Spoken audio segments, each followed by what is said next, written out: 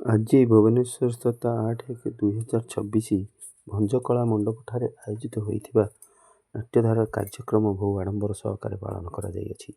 ଏହି କାର୍ଯ୍ୟକ୍ରମରେ ବହୁ ମାନ୍ୟଗଣ୍ୟ ବ୍ୟକ୍ତିଙ୍କର ଉପସ୍ଥିତ ହୋଇଥିଲେ ଏବଂ ନିଜର ଅଭିଭାଷଣ ଏବଂ କଳାକାରମାନଙ୍କୁ ସମ୍ବର୍ଦ୍ଧିତ କରିଥିଲେ।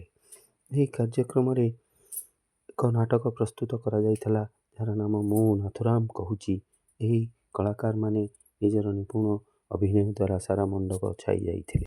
ଏହି କାର୍ଯ୍ୟକ୍ରମରେ ଆସିଥିବା ଅଭିନେତା ଶ୍ରୀଯୁକ୍ତ ଶାରଦା ପ୍ରସାଦ ଷଡ଼ଙ୍ଗୀ ମହୋଦୟ, ଯିଏକି ପଦପଦବୀସ୍ଥ ଅଧିକାରୀ ହୋଇ ମଧ୍ୟ ତାଙ୍କର ଥିବା ପ୍ରତିଭା ପ୍ରସ୍ଫୁଟିତ ଆଜି ମଣ୍ଡପରେ ହୋଇଥିଲା।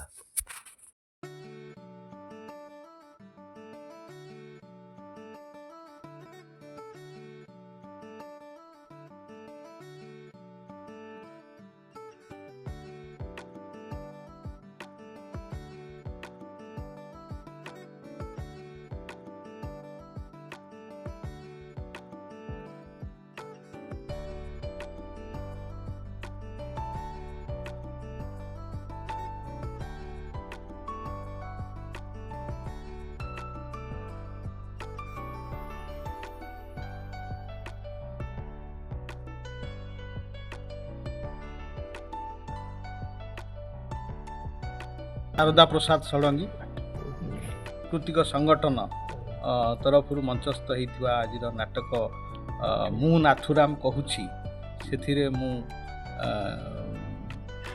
ସର୍ଦ୍ଦାର ବଲ୍ଲଭ ଭାଇ ପଟେଲ ଭୂମିକାରେ ଅଭିନୟ କରୁଥିଲି।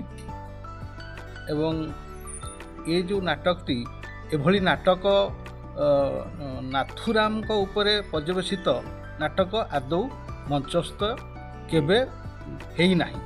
ଏଇଟା ପ୍ରଥମ ଥର ନାଟକ ହେଲା। ଓଡ଼ିଶାରେ ମଧ୍ୟ ଏହା ପ୍ରଥମ।